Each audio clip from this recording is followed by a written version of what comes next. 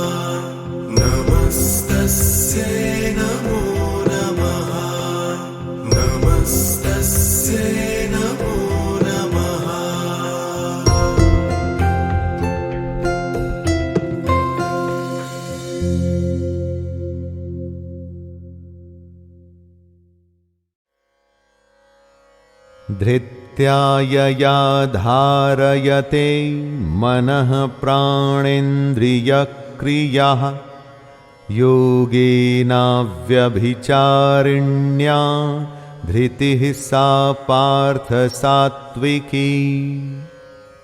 धृति वो होती है जिससे आप अपने निर्धारित लक्ष्य को अपनी आंखों से हटने नहीं देते। इसे ही धारणा शक्ति कहते हैं। श्री कृष्ण सात्विक धृति के बारे में बता रहे हैं।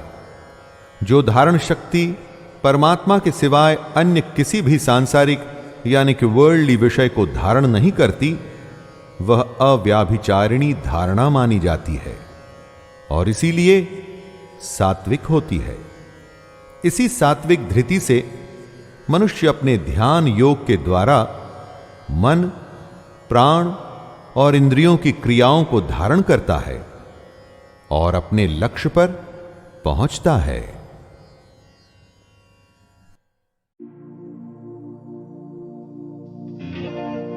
हे मां दुर्गा शक्ति की मूरत, तुम हो करुणा की गहरी सूरत।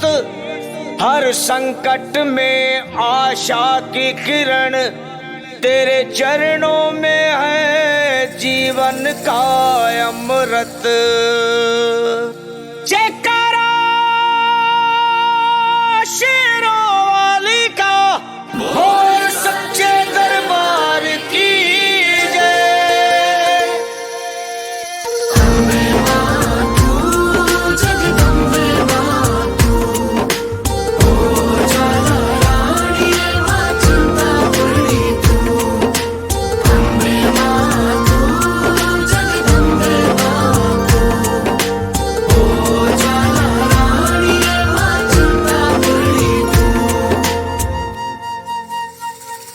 ऊंचे ऊंचे मंदिरों वाली ओ मैया शेरों वाली, आए तेरे भक्त निराले, माँ तू भर दे झोली खाली। यहाँ वहाँ जहाँ तहाँ मत पूछ कहाँ कहाँ है पहाड़ वाली बात। ओ मेरी शेरा वाली माँ, मेरी जोता वाली माँ, यहाँ वहाँ जहाँ तहाँ मत पूछ कहाँ कहाँ है पहाड़ वाली बात। ओ मेरी शेरा वाली माँ, मेरी जोता वाली माँ।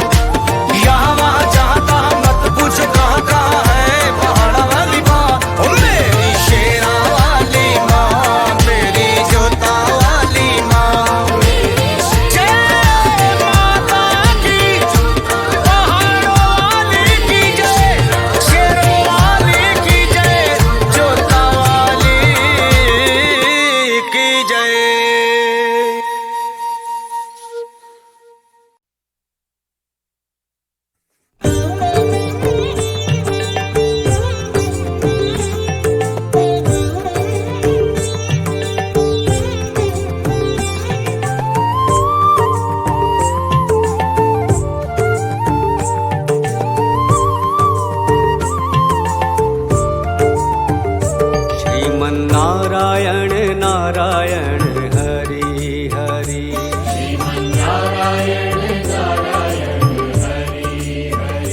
श्रीमन्नारायण नारायण हरि हरि।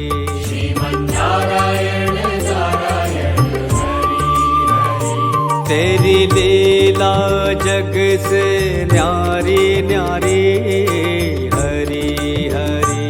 तेरी लीला जग से न्यारी न्यारी हरि हरि। तेरी लीला जग से न्यारी न्यारी हरि हरि। तेरी लीला जग से न्यारी न्यारी हरि हरि। जय जय नारायण नारायण हरि हरि। जय जय नारायण नारायण हरि हरि। भजमन नारायण नारायण हरि हरि।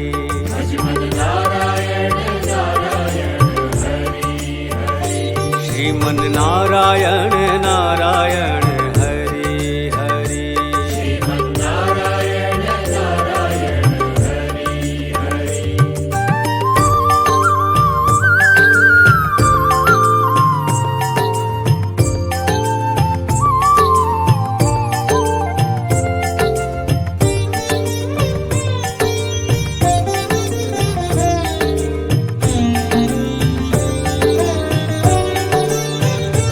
हरि ओम नमो नारायण। ओम नमो नारायण। हरि ओम नमो नारायण। हरि ओम नमो नारायण। हरि ओम नमो नारायण। ओम नमो नारायण। हरि ओम नमो नारायण। हरि ओम नमो नारायण।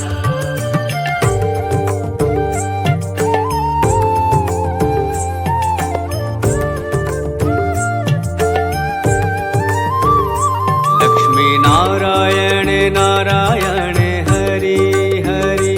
लक्ष्मी नारायण नारायण हरि हरि। बोलो नारायण नारायण हरि हरि। बोलो नारायण नारायण हरि हरि। भजो नारायण नारायण हरि हरि।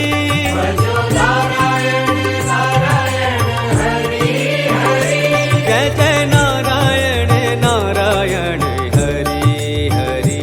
जय जय नारायण नारायण हरि हरि। श्रीमन नारायण नारायण हरि हरि। श्रीमन नारायण नारायण हरि हरि। तेरी लीला सबसे न्यारी न्यारी हरि हरि। तेरी लीला जग से न्यारी न्यारी हरि हरि। श्रीमन नारायण नारायण हरि हरि। श्रीमन नारायण नारायण हरि हरि।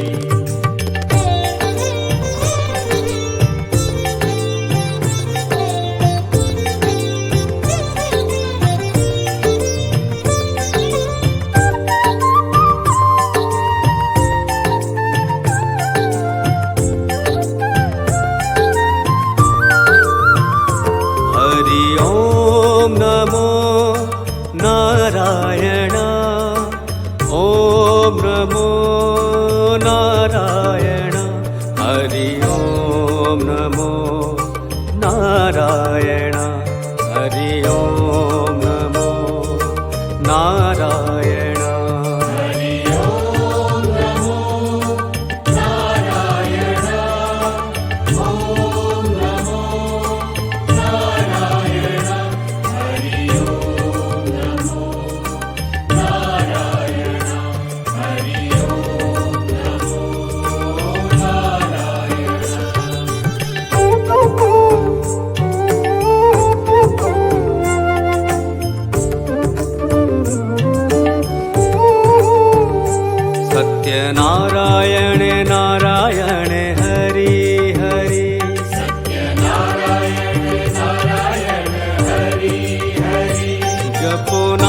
नारायण नारायण हरि हरि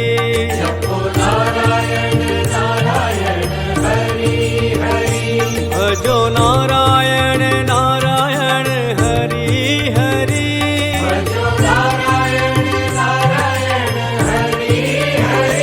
जय जय नारायण नारायण हरि हरि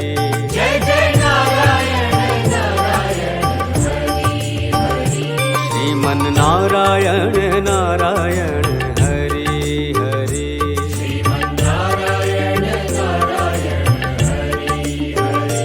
तेरी लीला जग से न्यारी न्यारी हरि हरि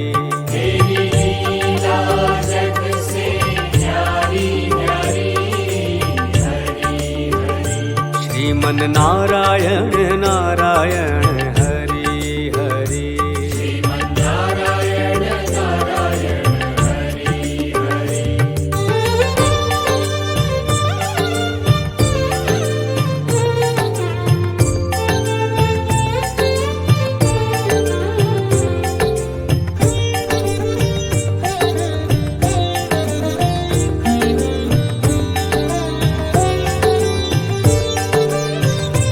हरि ओम नमो नारायण ओम नमो नारायण हरि ओम नमो नारायण हरि ओम नमो नारायण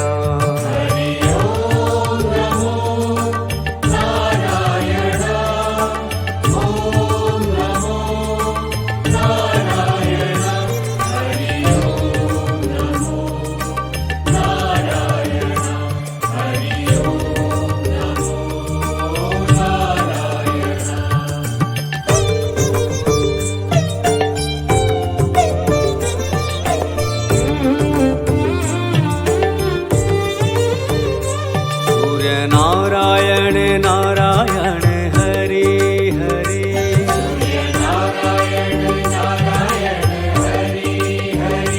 बोलो नारायण नारायण हरि हरि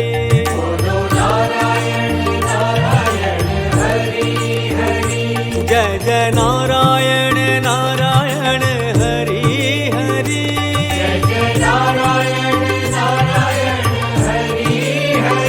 श्रीमन नारायण नारायण हरि हरि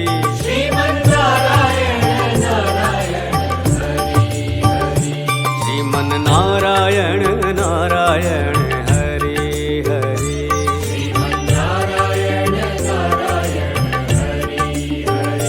तेरी लीला जग से न्यारी न्यारी हरि हरि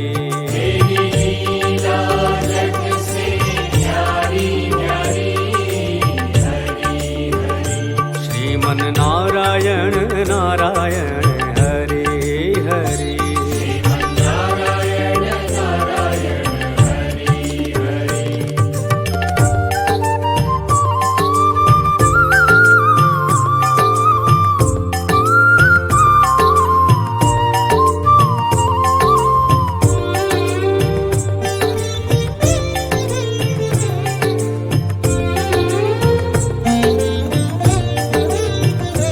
हरि ओम नमो नारायण ओम नमो नारायण हरि ओम नमो नारायण हरि ओम नमो नारायण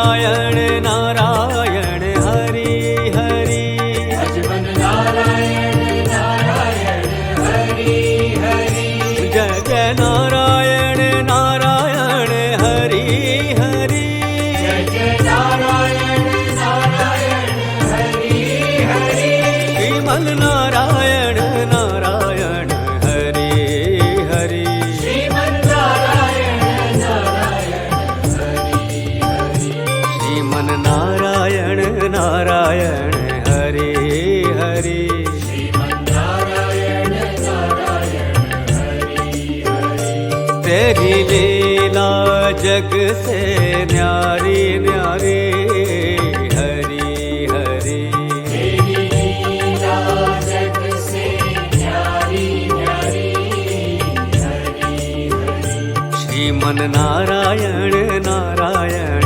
हरि हरि श्रीमन नारायण नारायण हरि हरि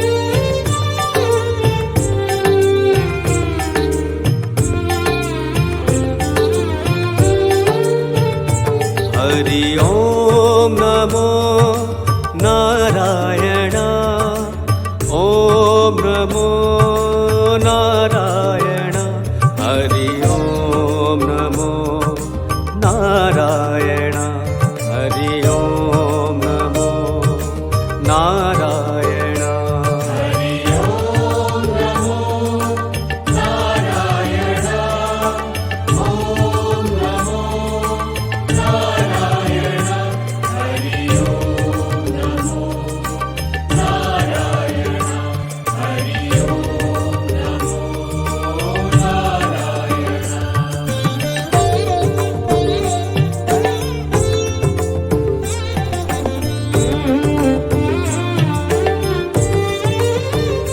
बद्री नारायण नारायण हरि हरि हरि नारायण नारायण हरि हरि जय जय नारायण नारायण हरि हरि जय जय नारायण नारायण हरि हरि भजमन नारायण नारायण हरि हरि भजमन नारायण नारायण हरि हरि जय जय नारायण नारायण हरि हरि जय जय नारायण नारायण हरि हरि श्रीमन नारायण नारायण हरि हरि श्रीमन नारायण नारायण हरि हरि तेरी लीला जग से न्यारी न्यारी हरि हरि तेरी लीला जग से न्यारी न्यारी हरि हरि श्रीमन नारायण नारायण हरि हरि श्रीमन नारायण नारायण हरि हरि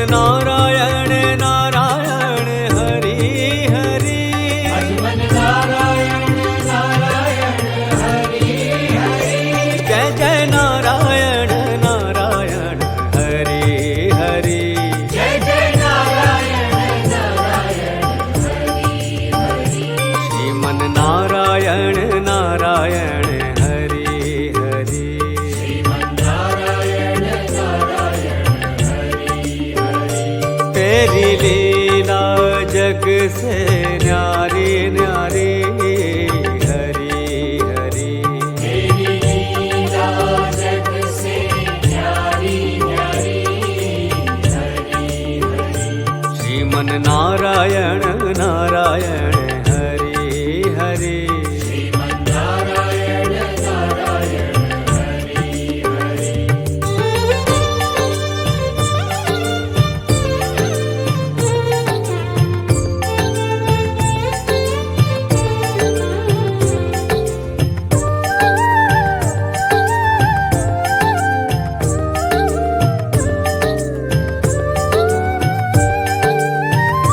हरि ओम नमो नारायण ओम नमो नारायण हरि ओम नमो नारायण हरि ओम नमो नारायण हरि ओम नमो नारायण ओम नमो नारायण हरि ओम नमो नारायण हरि ओम नमो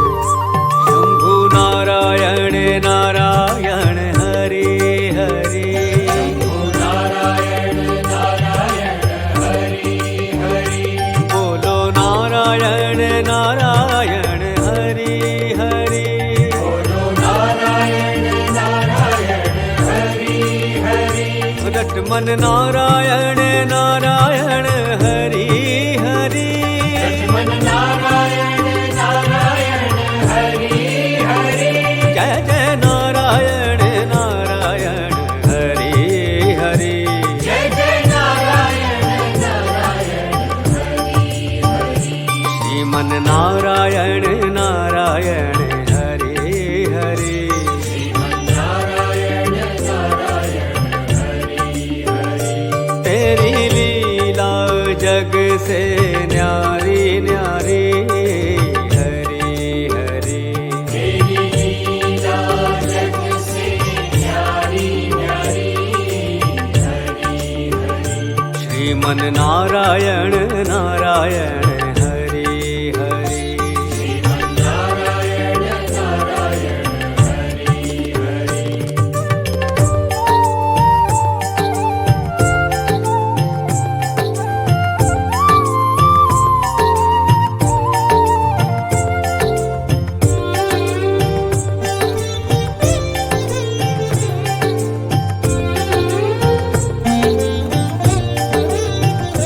हरि ओम नमो नारायण ओम नमो नारायण हरि ओम नमो नारायण हरि ओम नमो नारायण हरि ओम नमो नारायण ओम नमो नारायण हरि ओम नमो नारायण हरि ओम नमो नारायण हरि ओम नमो नारायण ओम नमो नारायण हरि ओम नमो नारायण हरि ओम नमो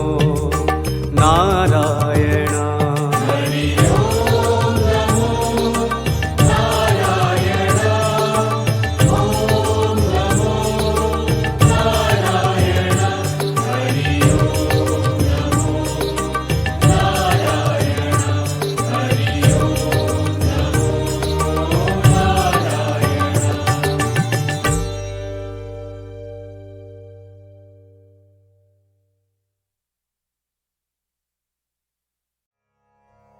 कर्मण्यकर्म यः पश्येद् कर्मणि च कर्म यः स बुद्धिमान् मनुष्येषु स युक्तः कृत्स्नकर्म कृत्। जो मनुष्य कर्म में अकर्म देखता है और जो अकर्म में कर्म देखता है वो और लोगों से ज्यादा इंटेलिजेंट है, और ऐसा योगी समस्त कर्मों को करने वाला है। कर्म में अकर्म देखने का मतलब क्या हुआ? यानी जो मनुष्य कर्म करता है लेकिन उस पर घमंड नहीं करता कि करने वाला वो खुद है, वो कर्म में अकर्म को देख रहा है, कर्म को कर्तव्य मान के कर रहा है। लेकिन दुनिया जहान में या खुद अपने आप से उसका डंका नहीं पीटना चाहिए दोस्तों। उसे यह नहीं करना चाहिए कि मैंने ये कर दिया या वो कर दिया। अपना काम करना है, उसके फल के बारे में नहीं सोचना है, और अपने अगले काम अगले कर्तव्य में लग जाना है। यही है कर्म में अकर्म को देखना। कर्मण्यकर्म यः पश्येद् कर्मणि च कर्म यः स बुद्धिमान् मनुष्येषु स युक्तः कृत्स्नकर्म कृत्। जो मनुष्य कर्म में अकर्म देखता है और जो अकर्म में कर्म देखता है वो और लोगों से ज्यादा इंटेलिजेंट है, और ऐसा योगी समस्त कर्मों को करने वाला है। कर्म में अकर्म देखने का मतलब क्या हुआ? यानी जो मनुष्य कर्म करता है लेकिन उस पर घमंड नहीं करता कि करने वाला वो खुद है, वो कर्म में अकर्म को देख रहा है, कर्म को कर्तव्य मान के कर रहा है। लेकिन दुनिया जहान में या खुद अपने आप से उसका डंका नहीं पीटना चाहिए दोस्तों। उसे यह नहीं करना चाहिए कि मैंने ये कर दिया या वो कर दिया। अपना काम करना है, उसके फल के बारे में नहीं सोचना है, और अपने अगले काम अगले कर्तव्य में लग जाना है। यही है कर्म में अकर्म को देखना।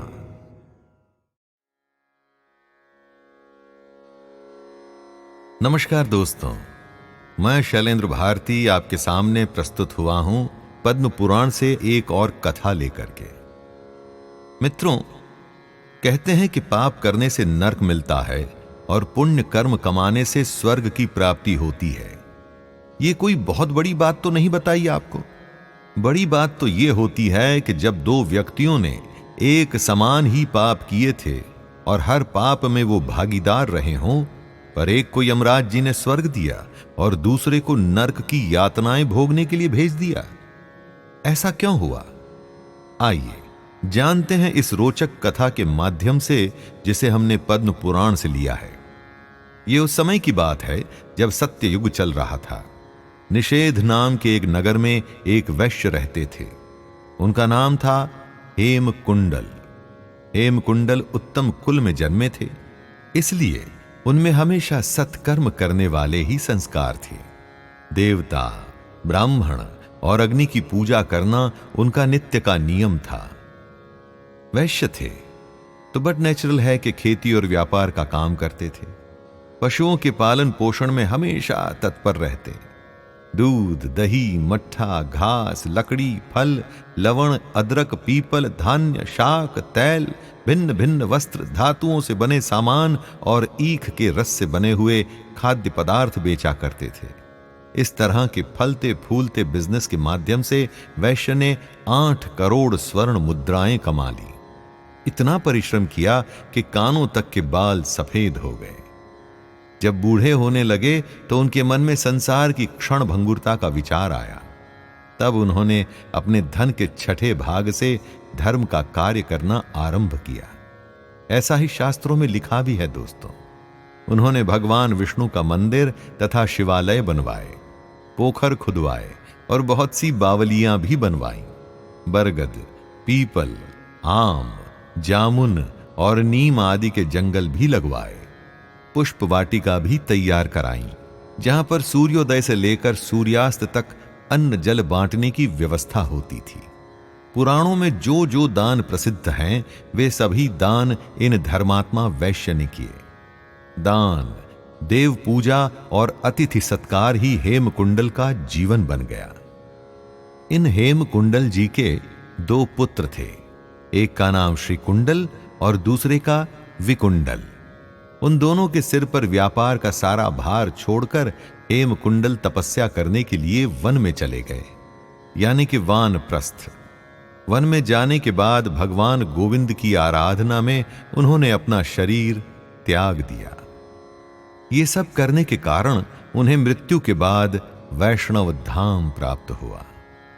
हेमकुंडल के दोनों पुत्रों के पास धन की कमी तो थी नहीं, इसलिए उनमें अभिमान रहता। दोनों हमेशा धन के गर्व से उन्मत्त होकर घूमते रहते। पैसा जब बहुत होता है ना दोस्तों, तो काम करने की इच्छा भी नहीं होती और साथ ही आचरण का बिगड़ना भी निश्चित हो जाता है। दोनों भाइयों का आचरण बहुत अधिक बिगड़ गया। धर्म कर्मों की ओर तो उनका ध्यान कभी जाता ही नहीं था। ना वे अपनी माता की आज्ञा मानते, न किसी बड़े बूढ़े का कहना मानते। दोनों दुरात्मा अधर्म में लगे रहते थे। पराई स्त्रियों के साथ व्याभिचार करते, गाने बजाने में मस्त रहते और कितनी ही वेश्याओं के साथ तो वो संपर्क में रहते। मदिरा पीना, खाने में मस्त रहना, इस तरह से धन का दुरुपयोग करते हुए ही दोनों भाई जीवन बिता रहे थे। धीरे धीरे एक दिन ऐसा समय आया कि उनका सारा धन लुट गया। जब धन खत्म हुआ तब यह बात हुई कि अब धन कहां से लाएं, क्योंकि काम तो कोई किया नहीं था और ना काम करने की इच्छा भी थी। तो ऐसे में चोरी ही उपाय था। चोरी करने के बाद राजा के नगर पालक उनके पीछे पड़ गए। पकड़े जाने के भय से डरकर वे अपने नगर से निकल गए और वन में जाकर रहने लगे। समय बीता।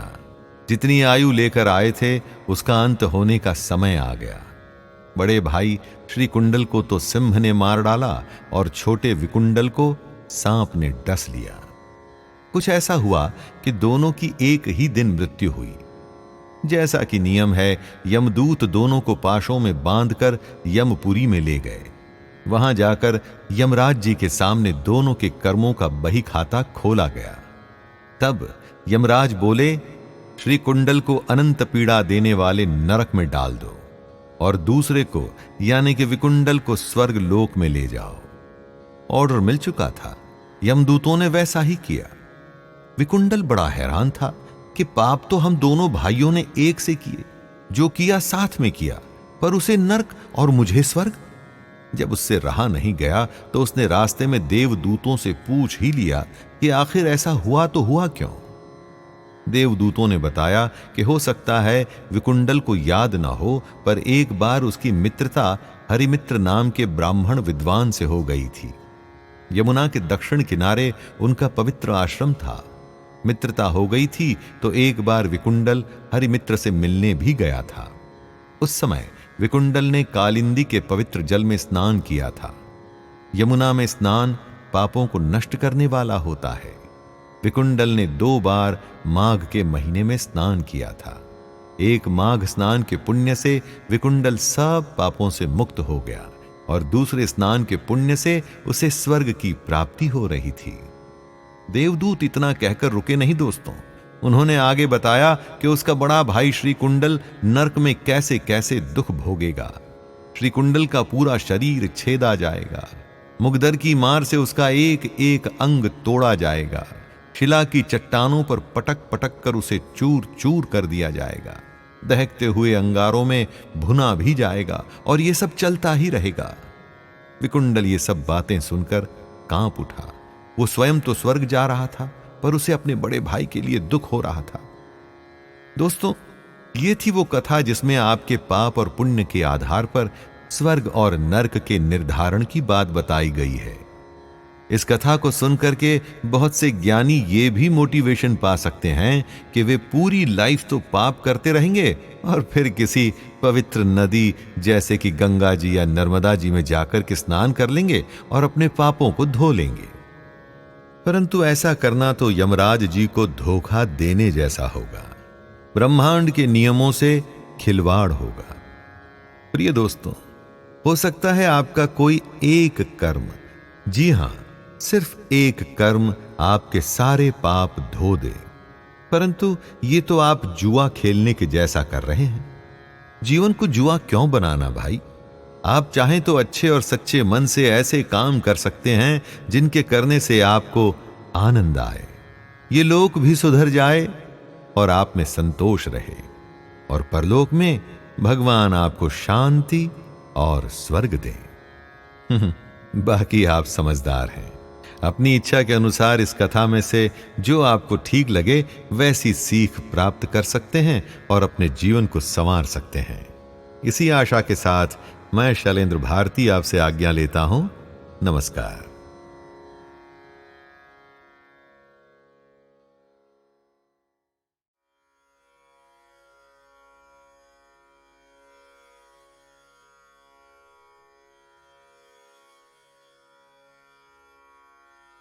नमस्कार। शिव पुराण की एक कथा जिसका शीर्षक है नल दमयंती, मैं शैलेंद्र भारती आज आपके सामने प्रस्तुत करता हूं। आइए श्रवण करते हैं। दोस्तों, प्रेम क्या होता है, कैसे होता है और इसे कैसे निभाना होता है, इस सब के बारे में असंख्य कहानियां आपने सुनी और देखी होंगी। पर क्या ऐसी प्रेम कहानी के बारे में सुना है जिसके लिए स्वयं शिव जी को एक अंशावतार लेना पड़ा? जरा सोचिए कि क्या प्रेम रहा होगा जिस कारण से स्वयं महादेव ने कहा कि वो दो प्रेमियों को मिलाएंगे। अगर आपके सामने आपके प्रेमी के जैसे ही कई और लोग आकर के खड़े हो जाएं, तो क्या उनमें से आप अपने प्रेमी को पहचान पाएंगे? सच्चे प्रेम में वो शक्ति होती है कि वो अपने प्रेमी को पहचान ही लेता है। आज मैं शिव पुराण की उस कथा की बात कहने जा रहा हूं जो कहानी प्रेम की महानता को हजारों वर्षों से बताती आ रही है। इस कहानी को सुनकर आप समझ और जान पाएंगे कि प्रेम क्या होता है और कैसे किया जाता है। प्रेम वो होता है कि जिसके लिए स्वयं भगवान भी आपको आपके प्रेमी से मिलाने के लिए विवश हो जाएं।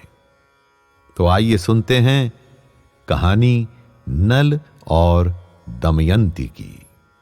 कथा है राजा वीरसेन के प्रतापी और धर्मात्मा पुत्र नल और विदर्भराज भीम की पुत्री दमयंती की।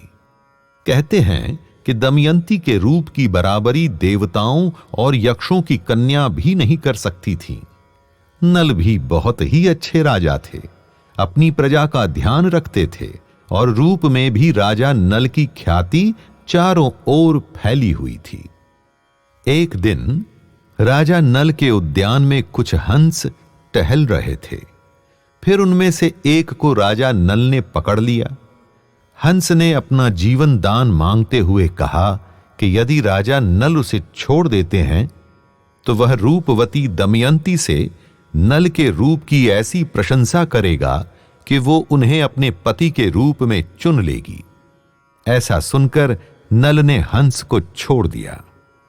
अपने वचन के अनुसार हंस सीधे दमयंती के पास गए और नल के रूप और गुणों की ऐसी प्रशंसा की कि दमयंती नल के प्रति आकर्षित होने लगी।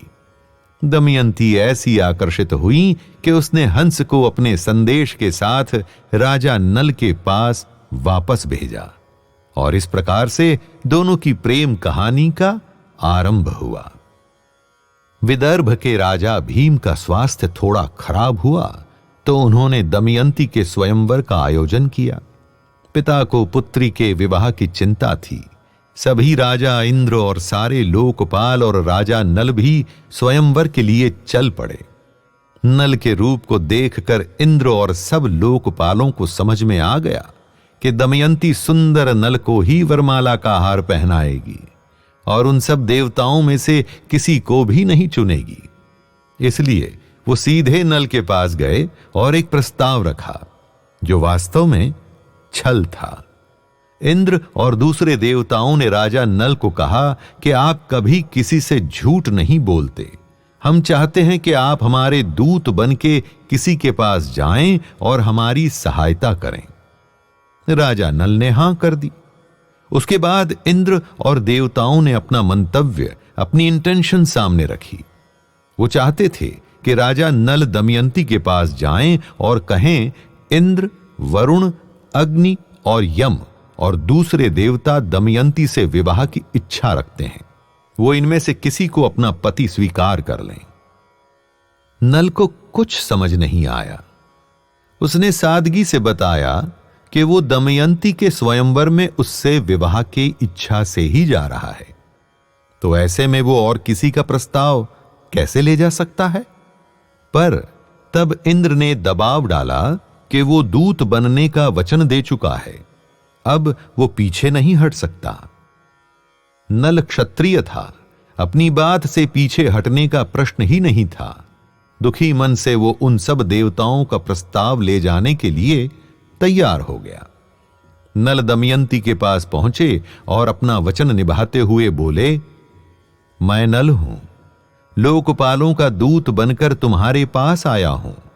सुंदरी, ये देवतागण तुमसे विवाह करना चाहते हैं, इनमें से किसी देवता को विवाह के लिए चुन लो। मैंने दूत के रूप में समाचार दे दिया, अब तुम्हें जो ठीक लगे वो करो। दमयंती नल से प्रेम करती थी, वो इस बात के लिए कैसे मान जाती।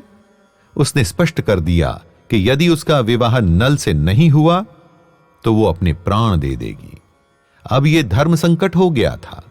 नल और देवता दोनों को कुछ भी समझ नहीं आया। दमयंती रूप के साथ बुद्धि की भी स्वामिनी थी।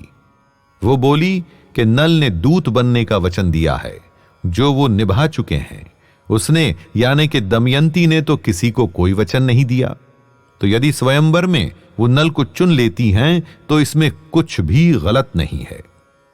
इंद्र, देवता और लोकपाल जान गए कि उनकी चाल से बात नहीं बनी, तो उन्होंने निर्णय लिया कि वो सब भी नल के रूप में भेष बदल के ही जाएंगे। फिर देखते हैं कि दमयंती किसको चुनती है। दमयंती के सामने इंद्र के साथ 4 और देवता भेष बदलकर नल के रूप में खड़े थे, और असली नल तो थे ही। उन 5 नल में से अब दमयंती किसको चुनने वाली थी। दमयंती ने हाथ जोड़कर सभी देवताओं से प्रार्थना की कि एक हंस के विवरण देने के बाद मन ही मन में वो नल को अपना पति मान चुकी थी, इसीलिए अब वो किसी और के लिए सोच भी नहीं सकती और ना ही किसी और से विवाह भी कर सकती हैं।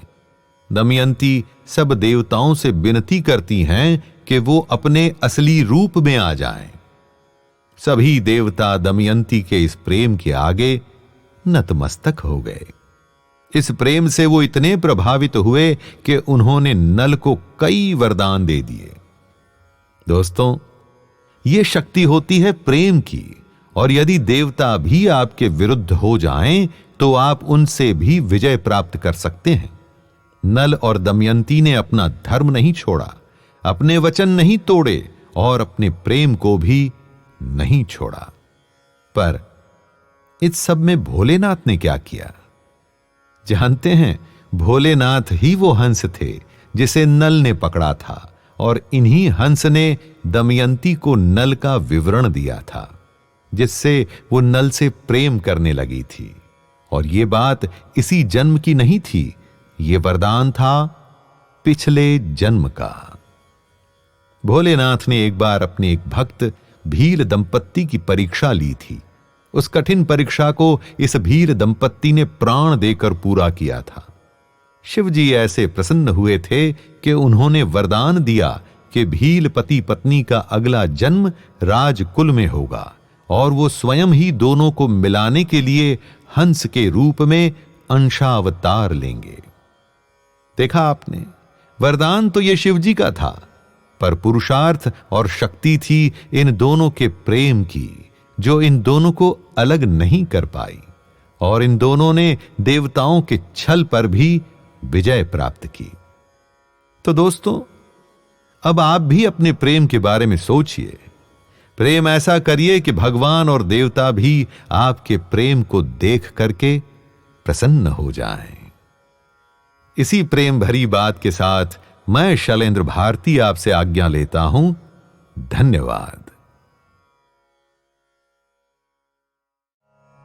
अन्ये च बहवः शूरा मदर्थे त्यक्तजीविताः नानाशस्त्रप्रहरणाः सर्वे युद्ध विशारदाः। दुर्योधन गर्व के साथ कहता है कि मेरे लिए जीवन की आशा त्याग देने वालों की कमी नहीं। इतना ही नहीं, ये शूरवीर अनेक प्रकार के शस्त्रास्त्रों से सुसज्जित हैं और सब के सब युद्ध में चतुर हैं। दुर्योधन के एक इशारे पर उसकी सेना के शूरवीर लड़ने मरने को तैयार हैं। उन्हीं को देख दुर्योधन खुश हो रहा है। दुर्योधन के साथ युद्ध में लड़ने के लिए शूरवीर थे जो उसके लिए मरने को तैयार हैं। हाँ, आप जब अपने जीवन की चुनौती से लड़ते हैं तो आपके साथ कौन होता है? आपके साथ होता है आपका हुनर, आपकी हिम्मत, आपकी मेहनत, आपके संगी और आपके अपने रिश्तेदार। जैसे शूरवीर दुर्योधन के लिए कुछ भी करने को तैयार हैं, वैसे ही ये आपके साथी भी आपके लिए कुछ भी कर सकते हैं।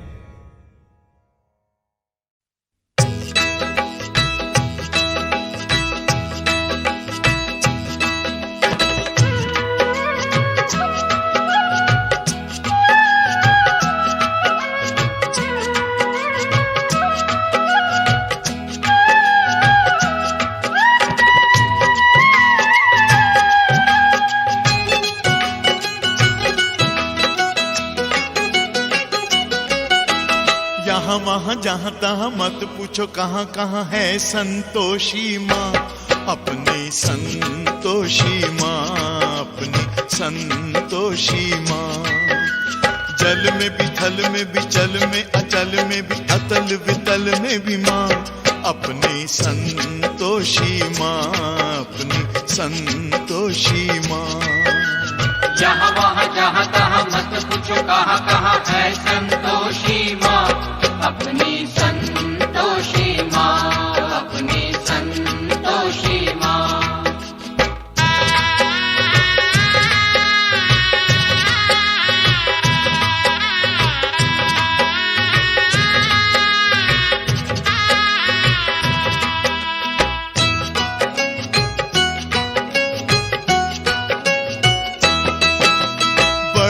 अनोखी चमत्कारिणी ये अपनी माई ये अपनी माई ये अपनी माई। राई को पर्वत कर सकती पर्वत को राई पर्वत को राई पर्वत को राई। द्वार खुला दरबार खुला है इसके दर पर कभी दया की कमी नहीं आई दया की कमी नहीं आई। पल में निहाल करे दुख का निकाल करे पल में निहाल करे दुख का निकाल करे तुरंत कमाल करे माँ अपनी संतोषी माँ अपनी संतोषी माँ। जहाँ वहाँ जहाँ तहाँ मत पूछो कहाँ कहाँ है संतोषी माँ अपनी संतोषी माँ अपनी संतोषी माँ।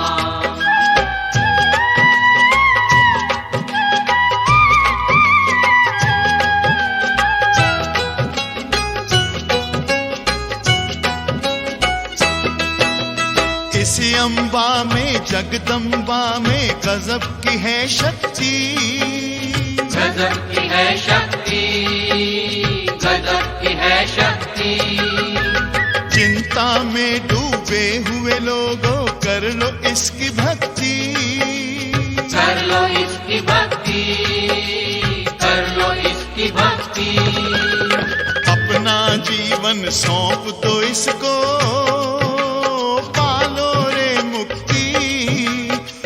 संपत्ति की दाता ये माँ क्या नहीं कर सकती माँ ये क्या नहीं कर सकती।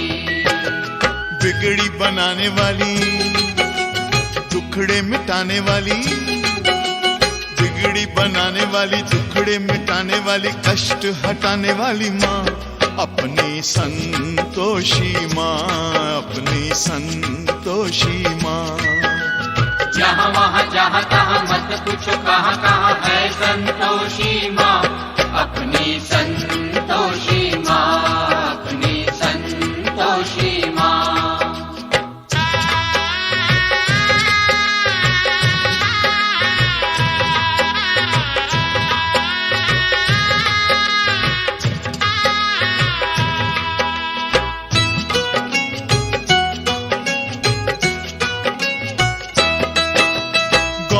सुत गणपति की बेटी ये है बड़ी भोली, ये है बड़ी भोली, ये है बड़ी भोली। देख देख कर इसका मुखड़ा हर एक दिशा डोली, हर एक दिशा डोली, हर एक दिशा डोली। और भक्तों ये माता है सबकी हम जोली, जो मांगोगे तुम्हें मिलेगा, भर लो रे झोली। सुनो रे भाई भर लो रे झोली। उज्जवल उज्जवल ओ निर्मल निर्मल, उज्जवल उज्जवल निर्मल निर्मल, सुंदर सुंदर माँ, अपनी संतोषी माँ, अपनी संतोषी माँ। यहाँ वहाँ जहाँ तहाँ मत पूछो कहाँ कहाँ है संतोषी माँ, अपनी संतोषी माँ, अपनी संतोषी माँ, अपनी संतोषी माँ, अपनी संतोषी माँ।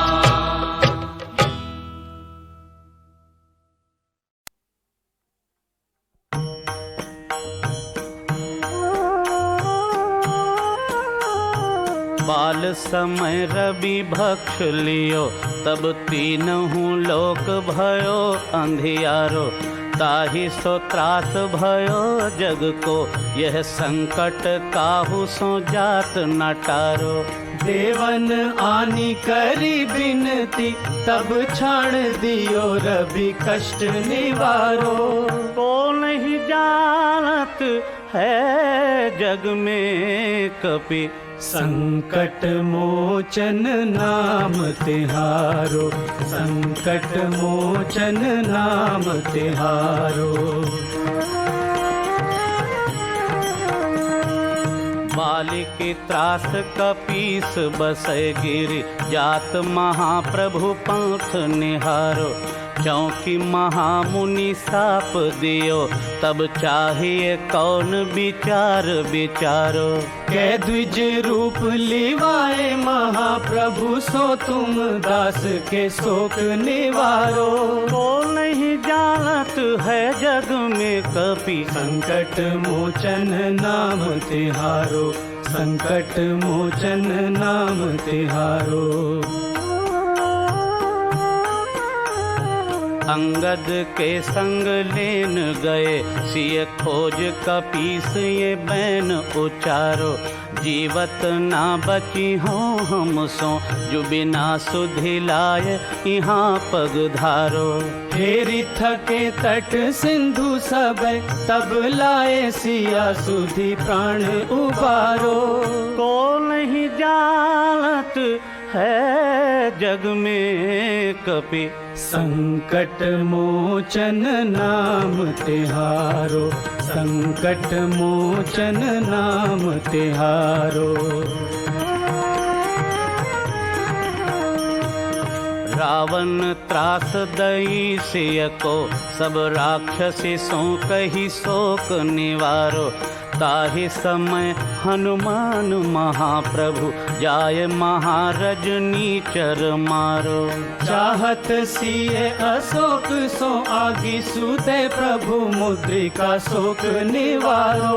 को नहीं जानत है जग में कपि, संकट मोचन नाम तिहारो, संकट मोचन नाम तिहारो। बाण लाग्यो और लक्ष्मण के, तब प्राण तजै सुत रावण मारो। लय गृह वैद्य सुखेन समेत, तबै गिरि द्रोण सुबीर उपारो।